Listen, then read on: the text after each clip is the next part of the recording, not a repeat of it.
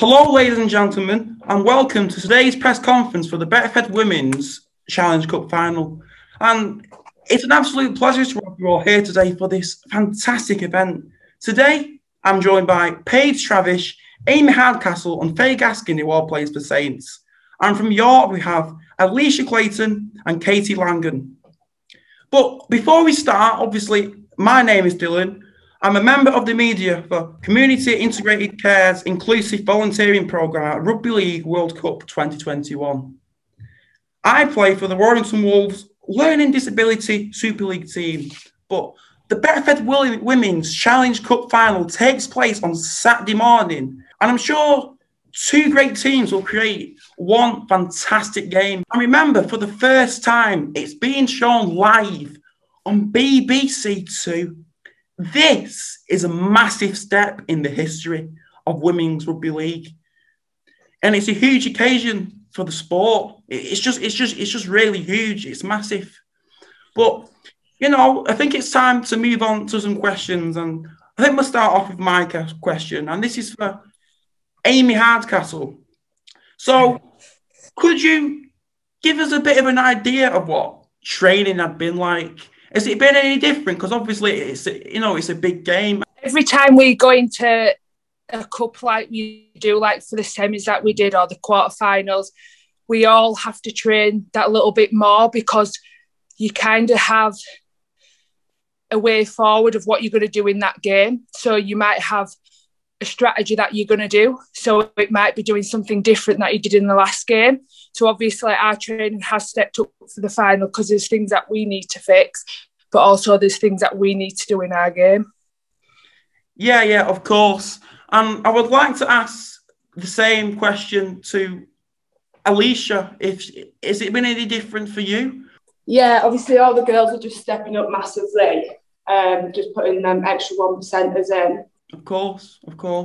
My next question, I'm going to ask to Katie. What do you think it would mean to the club as a whole if your family, or what would it mean to your family, your friends, not necessarily yourself, but I want to know what it would mean to the whole, your friends and family if you was to win the cup? Oh God, I think it'd be massive. Like, I know that obviously my friends and families are so proud anyway. They're backing me every way, but yeah, I think it'd just be absolutely massive for them if we was to win that final. Of course, and we've got a few more questions, but I'd like to start with Jake. If you'd like to ask your questions, mate. My first question is, because the game is on BBC Two, do you think that it will help women's rugby to grow in popularity regarding both playing numbers and viewership? So, obviously for the girl and the women's game, we need this recognition, and we do use social media as that platform. But going forward, by having it on, television, that's just really, really helping the growth. And, being able to sit at home with your family and they can spread the word, it's a bit of inspiration that maybe one day they could do that if this is a sport that they love. And, not only rugby league, but in all other sports, this is happening. And, we're joining back on that now. And this is definitely going to help the growth. Just like Amy said, obviously we are restricted to certain tickets for family, so it's really good that our family get to watch it and the rest of the country do. It's nice. I went into the hospital the other day and a woman had recognised that we played for Saints and she was like, oh my gosh, you're on BBC Two, aren't you, this week? So it's really nice to get that recognition and to see the women's game grow. Obviously leading into the World Cup, it'll be a huge year for rugby league, but especially the women, putting us on the same platform as the men, and hopefully it brings on sponsorship in the next 12 to 24 months and the people see that women's rugby is just as tough as the men's. So yeah, really looking forward to people getting to view the women's game who don't necessarily come down all the time. My next question is reaching a super important final like this something that you ever thought would happen in your whole life? And again, that goes to all of you. Alicia, Katie, do you want to jump in on this one first? No, I mean, obviously, like, it's massive. It's like a dream, obviously, to be able to be playing in the final for the cup. It's great, I've never, especially like the start of this season, obviously it's something that you want to aim for, but it's not something that I thought, that we would be doing this season. So it's great, really good. Yeah, definitely what Katie said. Never thought we'd have reached it yet. I know it's like our team's dream to reach that final, and we've done it. Awesome, thanks, girls. Have you got any more questions, Jake? My final one is, no doubt you'll be hoping to be selected for the England squad or one of the other nations this year. How much of an impact does a final like this have on selection for the squad? It's huge, because a final, this is kind of the highest one of the highest platforms that you can be in through the league, and for you to be on that platform, you've got to show that you're that best in that position on the day, but also throughout the league as well. So, hopefully on Saturday I'll go out and play the best game that I have so far, and that's only going to show the coaches at England that why they need to select me as an individual in that position as well as other people on the day. But I will concentrate on what I need to do to have that England call up at the end of the year, and as well as in a few weeks. Right, so Oliver, would you like to ask your questions, mate? Thank you, Dylan. Right. Okay, so this is for the York players. So here's your first question. Do the York players think they had an advantage playing at their own stadium in the semi-final? Yeah, it was really good. Like, knowing that was, especially with it being, a new stadium as well. It was great. It was like such an honour to be able to go and play and obviously win the semi-final there. Okay, and my second question as well. So this is the both teams as well. What will it mean who you are to have fans back in the stadium for this Challenge Cup final? I think for Saints, it's quite a special day for the women and for the men. So hopefully those who come out in the ballot for the men will get in early to obviously support the women. So it's quite a special day for Saints, really. But yeah, to have my mum and dad there, they couldn't make the semi-final. But yeah, that'll be pretty special to be able to have just anyone to watch us and to support you. The fans really get behind you. They are that extra player on the pitch you need sometimes, especially in that semi-final when things got a little bit tough. You could hear your family and friends shouting like, come on, dig in, a few more minutes to go, and that makes a real impact when you're really tired towards the end of the game. So yeah, I'm looking forward to having my dad there especially, but just to have Saints fans in general, hopefully they all get in early to support us. All right. And do you want to ask your questions, Matt? Yeah, thanks, mate. Right. My first question is, I know how you train differently, but how do the players personally approach the final? Is it just another game to you, or do you go in putting more pressure on yourself and stuff like that? Ask for both teams to answer. I think different players approach it differently. People have different mindsets, the way they set. For me, obviously, I'm going to go in, obviously focusing on the game and nothing else. I prep really well for every game, so I'll just continue with the prep that I do.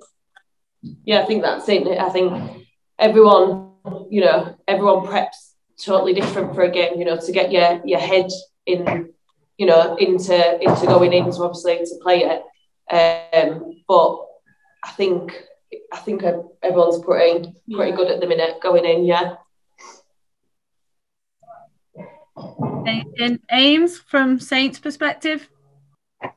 For Saints, this is quite big this time, and not making final on numerous occasions. I've not been there, but I'm sure the girls are going to approach this a lot differently than I probably would, because Saints girls have unfinished business and they've got a lot to do and they know what they need to do, and there's going to be a lot of passion and drive in that game, and you're going to see it on Saturday, and it's really exciting. And for myself, my preparation is the fact that I've been lucky enough to make a final again, and it's been a long time, and I can't wait to be in that final with the girls at Saints.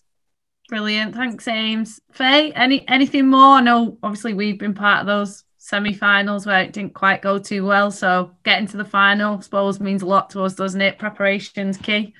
Yeah, I think it's been like, was it 2016 the last time we got to a final with that? Or like, that's a long time.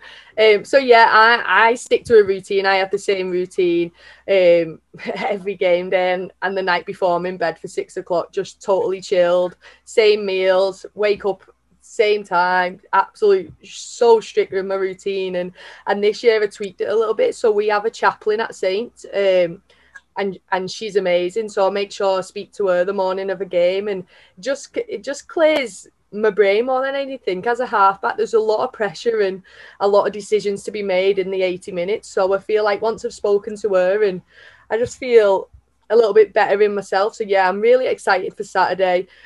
Obviously, I'll be really nervous Saturday morning. I think on our semi-final day, it took me 25 minutes, sweet beans on toast. 25 minutes. It was very slow. So, yeah, I'll be nervous. If I wasn't nervous, I don't think I'd be ready for it. So, yeah, Saturday will be exciting. And I'm sure once we meet up with the girls before we leave for Leigh, there'll be a real buzz around it. But, yeah, same routine for me. I'm starting that build-up. We started on Monday to prep for Saturday. So, yeah. Do you have any other questions, Matt? Yes, I actually know the Saints chaplain. She's a long time friend. How helpful is it having somebody that you trust and stuff like that help you sort of calm down and talk through your strategies and stuff like that? Yeah, Susie's really, really good to us. And I know some people get a bit anxious before a game, or they might be playing the game in the head before they've actually got onto the pitch. And she's just such a calm and peaceful person to be around. I don't think I've ever met anyone like her in my whole life. So for me, it is just literally 5-minute chat with her. It's just someone there. It's just a supportive friend that I often use quite a lot. She'll always send like a voice note on WhatsApp or just always check in with the group of girls. So for us, I really benefit from it, as do I'm sure Amy and Jodes do as well. Yeah, so I used to more on, not for game days things, but more on a personal side. So I can sometimes struggle juggling life around being a mom and, working in 2 jobs. And sometimes it's very difficult to come away from that. And Susie's really good at where I can just offload, maybe cry on. And I have that release. So she's such an important person that kind of gets them emotions away that I can get rid of, and then I can concentrate on the things that I need to concentrate on, like training and playing games on a weekend. So it's really important that your clubs have people like that. Alicia, Katie, I'm not sure whether you have a similar sort of player welfare or chaplain, like Susie is who we have at our club. I'm not sure whether you girls have anything similar who you can talk to about games or stress or anything like that. Yeah, we've got Kay Rollo, who we know was there if we needed to go and offload or anything concert. We've got her there for our support, haven't we? Yeah. Was that your final question, Matt, or have you got one more? I've got one more. Hi. Who is your rugby league idols? Who's going to go first? Alicia, Katie, do you have anyone, men's or women's players, I suppose, or coaches? I think kind of like growing up, it was always it's got to be Robbie Burrow when I was growing up. Obviously from the men's, but also I think my older sister, Bev Langan, she has been in rugby. She was in rugby for years, and I always kind of looked up to her. Yeah, definitely. Anyone else? Amy, who is it for you? Role models? It's difficult because I think younger, you just used to look up to the men, but for me, I'm kind of on a pathway where it's people around me more than ever now, and it's like playing next to Rudgy, playing next to Faye, like what they do, I look up to them. Like I look also up to you, Jodie, because of how open you are and the commitment that you do away from here. So it's not that I look up to someone who's like out there like big celebrity. I look at the people that I can see in life and everything that they commit and the sacrifices that they make, and that's majority of people around me that are kind of on the same pathway and same journey as me. In terms of the women's game, when I was grown up and started travelling to games on my own, I always wanted to be like Gemma Walsh. Everything about her, like I used to watch a game and think, how does that happen? How does she put that play through that gap? And I used to analyse the game so much, and I got the opportunity to play next to her in a Lancashire game, and I was just like, this is like crazy, especially when you as a kid at 14, 15 watching someone who you thought one day I want to play for England like her. And of course. Mitch, would you like to ask your questions? Who do you think will win the Rugby League World Cup this year? Oh, brutal question. Alicia and Katie, do you want to jump in first? I think it's a tough one, isn't it? But I'd have to go England. Yeah, go on, yeah. Ames, I think I know what you're going to say too. I think we might be unanimous here. Go on. Yeah, you obviously you want to stay your own country, don't you? But it's very difficult to say, because unless you're in the actual tournament yourself and the games are going the way they are, it's really. I like to think we're the best prepared we've ever been, and all the way England. But who knows? It's very difficult to answer that. I'm saying England, but it's so difficult to answer it. Got any more questions, Mitch? Or was that your last one? Yeah, this is the second one is also for all of the players. What do you tend to eat on the morning to get yourself plenty of energy? I think Faye's best to answer this one. You've got the best nutrition going, haven't you, Faye? Oh, so I have changed, but I used to have a double sausage and egg McMuffin meal from McDonald's. And it was my lucky breakfast, and I never ever lost a game when I ate that. But then over the last season, that convinced me to change my McDonald's habit, because I was having a McDonald's for my breakfast and then a McDonald's for my tea on the way home from rugby. So I was doubling up really on a McDonald's. I should have had shares in it really. So now I have beans on toast, but I do miss a double sausage and egg. So might throw a spanner in the works and have one on Saturday. Who knows? Amy, go on. What about you? Mine's porridge, blueberries, banana, and then I like a protein bar. And I've actually started something at Saints, which Danny Bush introduced, is pineapple. So I have that every game now, which is something I've never done. Very nice. Katie, Alicia, what about you? What's your breakfast meal before a game? So I'll either tend to have porridge with honey and a bit of peanut butter, and then normally like a banana a little bit later on. Or sometimes I'll push the boat out and have some poached eggs on toast. All right, well, I've got a couple more questions to ask, and I'm going to ask this one to Faye. What's the biggest thing you've spoke about as a club to approach the game, like with your coach? Have you spoke about anything in particular? So we always go out with a game plan, and that changes obviously depending what teams we play. So we haven't really discussed much. Really, it's been the main focus has been on ourselves. So we talked about in the semi-final, we left a few tries out on the field, and we can't afford to do that in a final. We need to be finishing at every opportunity we get. They don't come around often in big games. So when they do, we need to make sure that passes to the hands and we're diving to get that try. So yeah, so the main focus just on ourselves is to complete them sets, and when we're in good attacking grounds to finish our tries more than anything. Can't give you too much away though, Dylan. You know, there might be some short people. Oh, of course. My final question is just to anyone approaching the game, what are you feeling most positive about? I just think like the positives is obviously we're a new team this season with some new players, but that we've all like really gelled together like really well, and I know that everyone will put their all in for each other, you know, for the game.